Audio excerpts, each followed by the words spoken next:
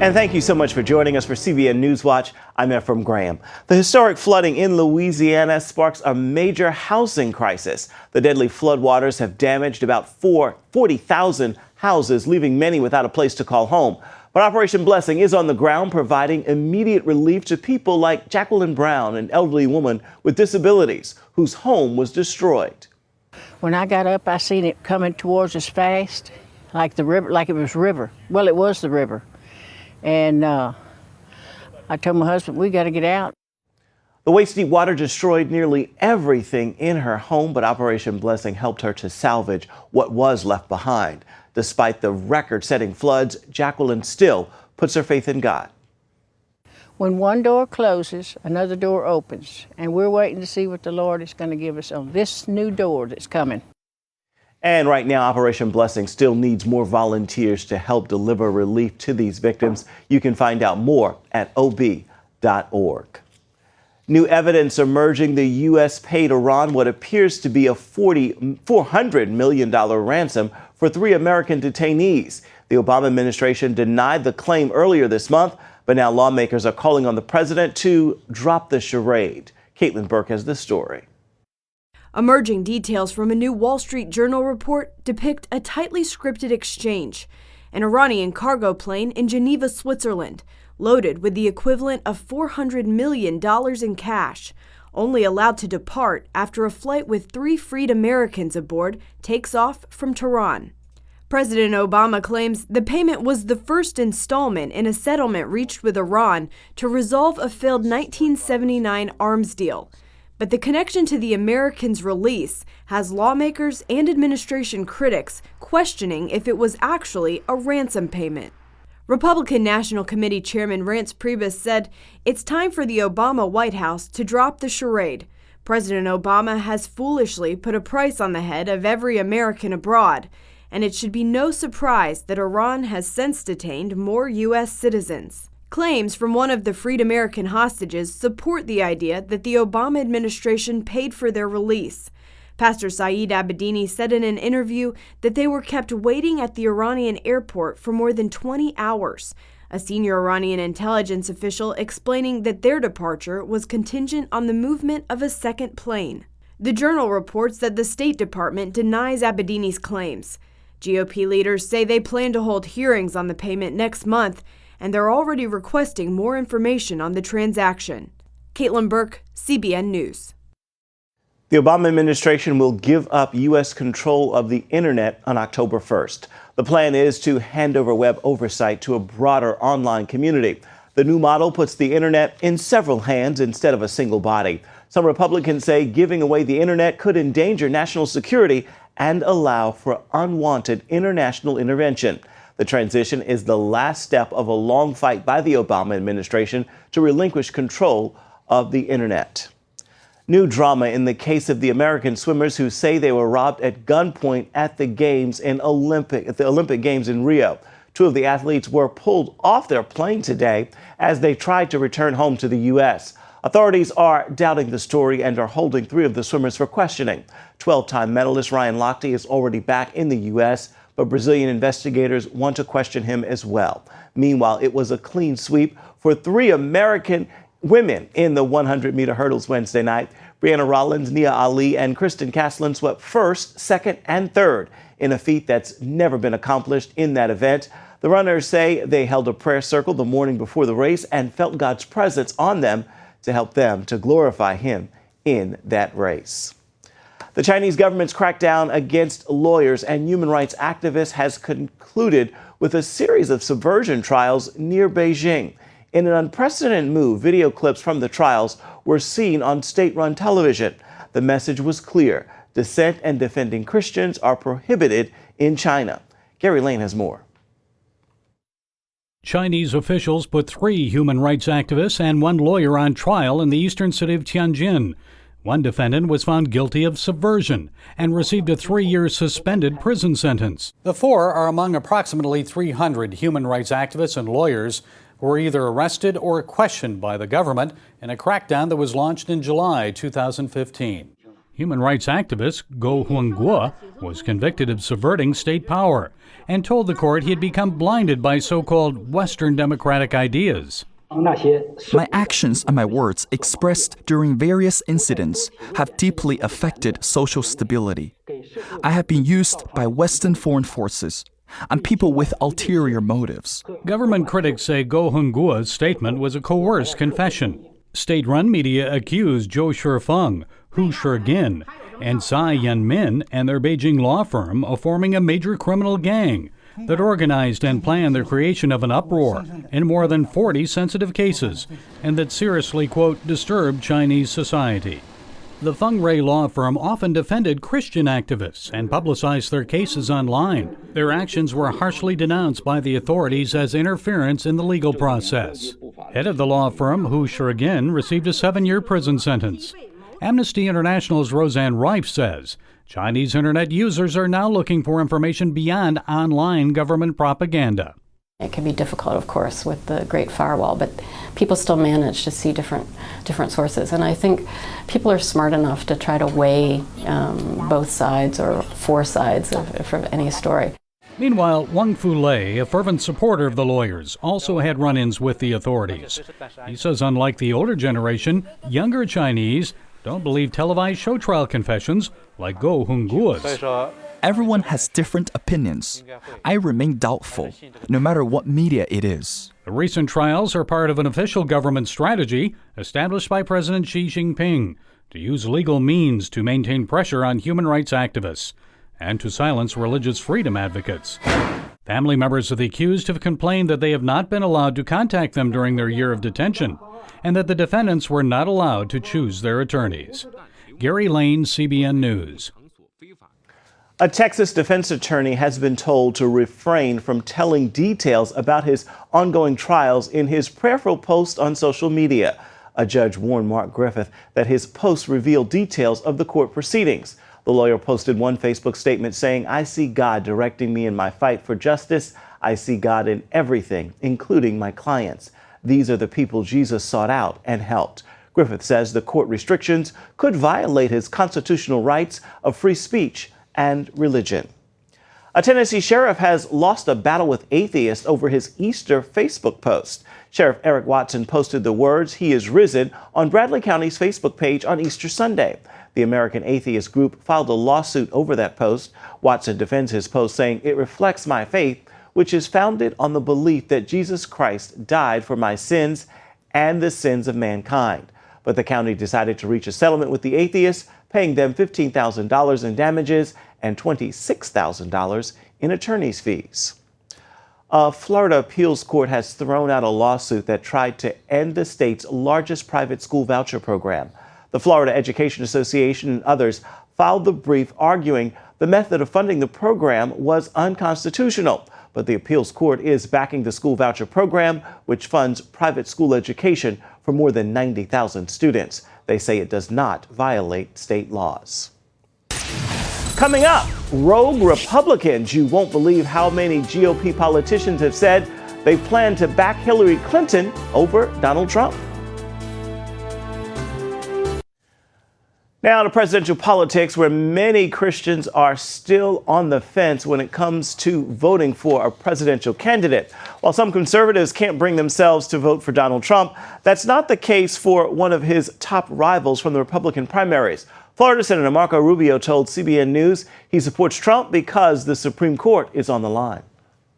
One of the most important issues awaiting our country is the appointment of a 9th Supreme Court justice. And for those of us who care about religious liberties, the 9th Supreme Court will help determine that. And the justice being replaced is Justice Scalia, who time and again proved that he, in the history of our country, was one of the leading jurists in applying the Constitution as originally intended. And I think we have no chance of getting Hillary Clinton to appoint someone like that. Donald Trump is committed to appointing someone like that. And so that is one reason why I think people may consider voting for Donald, even though they have some differences with him on some other issues, as I do.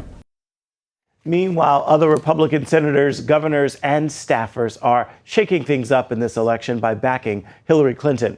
In the midst of GOP trying to unite around Trump, some are going rogue and refusing to do so. Our Abigail Robertson breaks it all down and tells us who and why. GOP leaders are working so hard to unite the party, but there are a couple notable Republican rebels who are not only not supporting Donald Trump, but now say they will vote for other people.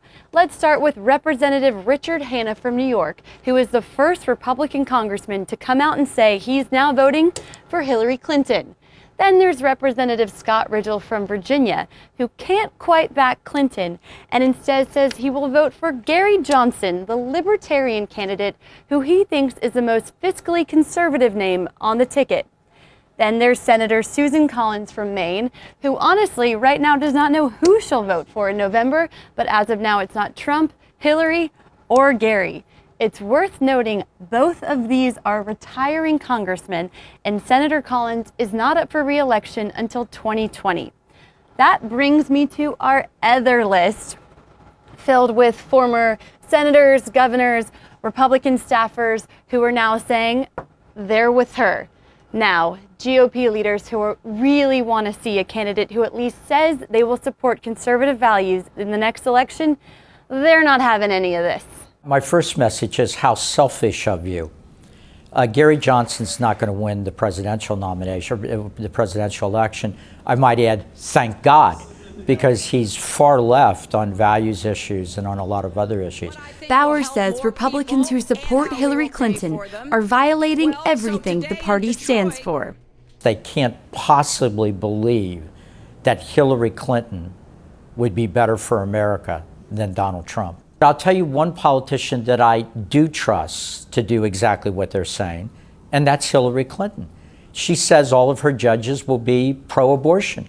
She says that we're going to raise taxes on the successful in our country. So on issue after issue, she's not only making these promises, she's been part of an administration that actively tried to cut back religious liberty, that sued the Little Sisters of the Poor, for crying out loud. So I would say to those folks saying, well, maybe Donald Trump's not telling the truth, I would say to them, I'll guarantee you that Hillary Clinton is telling the truth about her intentions. He believes they will regret supporting her. This is a degree of disloyalty that I think will come back to haunt them, but more seriously, will end up hurting the country at the end of the day. With at least one upcoming Supreme Court appointment, he thinks there is much more at stake in this election. If Hillary Clinton is the next president, she will probably get 3 Supreme Court decisions, and then everything that conservatives care about, the sanctity of life, marriage, religious liberty, all those issues are over. It will take 50 years to bounce back, if we bounce back at all. I'm losing patience with some in the party that are willing to play games about this, or who think, well, Hillary Clinton, if she's president for 4 years, we'll get back 4 years from now and everything will be okay. No, it won't. They need to unite behind the party, just like values voters for decades have united behind nominees that the Republican Party has given us. Way to be the soup man. See how the words of Jesus convinced this man to lay down his life for the least of these.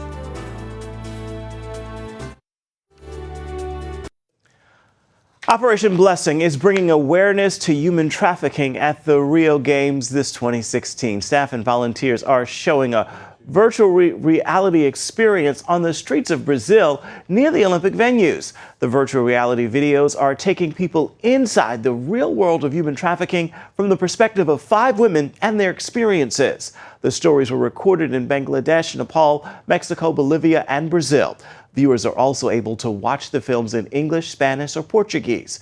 You can find out more about Operation Blessing by going to its website, that is ob.org. Jesus commanded his disciples to feed my sheep. One Texan takes that passage of scripture literally. For many in the Dallas homeless community, David Timothy is known as simply the soup man. But as Caitlin Burke shows us, his mission is about so much more than just food. 365 days a year, rain or shine, hot or cold, you can find David Timothy right here feeding the homeless in Dallas. As a child, I grew up in a household where food was scarce. I was never homeless, but experienced hunger firsthand on a regular basis, going to bed many nights with a stomach that was not full. So that experience, it always stuck with me. In 2003, Timothy quit his job as a pension consultant to start the Soupmobile. We had nothing. We started with zero. We didn't have any money. We didn't have any donors. We didn't have any church support. We had nothing. We just started because of 3 words: feed my sheep. That first year, Timothy and his volunteers served 5,000 meals. Now they serve more than 200,000. While the food is important and very welcome, the folks at the Soupmobile see it more as a doorway into the lives of the homeless community. We want to feed them every day because they need to be fed, but we want them to get out of homelessness. That's our ultimate goal. We'd love to be out of business someday. We'd love them to get their own homes, get their own jobs, where they can be members of the community that are productive. Timothy works to build a personal relationship with each person he meets. Then, with the help of Jesus Christ, he says he's able to start helping them turn their lives around. David believed in me. The Superman believed in me, and he gave me a chance at the Soupmobile. When friends sent Katrina to the Soupmobile, she told us she had no chances left. A drug addict for most of her life, she'd been in and out of jail. Katrina had attempted to make a change before, but nothing had worked. We were giving her a second chance, for sure, but the odds of her succeeding with us, based on her previous history, were pretty slim. But the beauty of that is that Christ, he doesn't go by the odds. Katrina started out at the Soupmobile thrift store. After 6 months, she was promoted to assistant manager and trusted with the store keys. She's now been the thrift store's manager for 4 years. Katrina says experiencing the love of Christ made all the difference for her, so she works to pass it on. There's a lot of homeless people out there, and when I'm able to give them a clean shirt, they're so grateful for that clean shirt or a clean pair of pants, or, you know, there's not a lot of food over at the thrift store. It's closed, but if I have food, I have to feed them too. The thrift store isn't the only extension of the Soupmobile. Timothy also started what he calls the home church for the homeless in Dallas. In addition to giving the homeless a place to worship, the church offers services like job placement, counseling, housing guidance, and clothing assistance. But we truly believe that these are good, decent people. They're down on their luck, that's for sure, but nonetheless, they're good, decent people. And what they really need is a hand up. We don't give out handouts at the Soupmobile. Despite the success and expansion, Timothy remains humble. Walking into his office, one of the first things you notice is his chair. He says many people have offered to buy him a new one, but it serves an important purpose. It reminds me that I'm not so hot. It reminds me that it's not me that's making this all happen. It reminds me that Christ is the one that makes it all happen. Caitlin Burke, CBN News, Dallas, Texas. Meanwhile, a Virginia Beach church is growing and giving back with homegrown fruits and vegetables, that is. Mark Martin has more on this healthy outreach. Gardening is much more than a pastime at Nimmo United Methodist Church. The large, flourishing gardens on the church property are the products of hard work and prayer. Garden coordinator Melody Jeffrey has prayed very specific prayers. Help us get volunteers, help us have the things we need, help me with knowledge and discernment, because like I said, I didn't know gardening and I was a little bit afraid.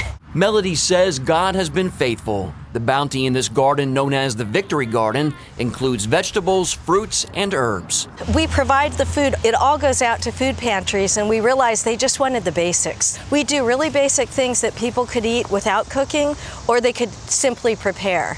Melody and her volunteers garden organically, meaning they don't use pesticides or herbicides other than natural ones. I really enjoy it. I love being outdoors, and I also love giving back. So it's been a nice mix for me. In addition to providing food for local pantries, they also serve the community in monthly Field to Fork dinners. Lisa Renz is the co-chairman of missions and outreach for the church. All the meals are very healthy, they taste fabulous, and we have had people not just from our own church but from around the community come out and eat, and so we're able to share dinner with a wide array of people we otherwise would not have met. It's probably 2/3 community, 1/3 the church, because we're not billing it as a church dinner. and we charge just to cover our costs. But by making it that way, people are inviting their friends. The Victory Garden isn't the only outreach here. The church also has this. It's called a community garden where families have plots to grow their own food. We eat beans like all day long. The beans just grow and grow and grow. And now the tomatoes are starting to take off, so we're getting lots. Garden volunteer Fred Osterreich planted a cross near the gardens. And this is why we have the cross out there to signify, you know, this is where it all started. This is how we do things, and it comes from the cross.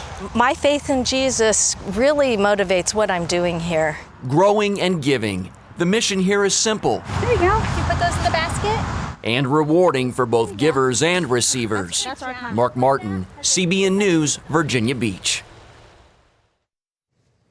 Time for your Thursday Thankful. It is a simple prayer of gratitude that I love to share with you. Father, I am overwhelmed at your concern for the big and little things in my life. Thanks for always answering my prayers, even those silent, small ones where I assume no one was even listening. With that, remember to cast all of your cares on him, for he cares for you. That is going to do it for this edition of CBN NewsWatch. You can find more of our exclusive coverage of the issues you care most about at cbnnews.com. We'd love to hear what you think about the stories you've seen here today. You can do it on Facebook, Twitter, and Instagram. Hope you'll join us again right here next time. Make it a great day.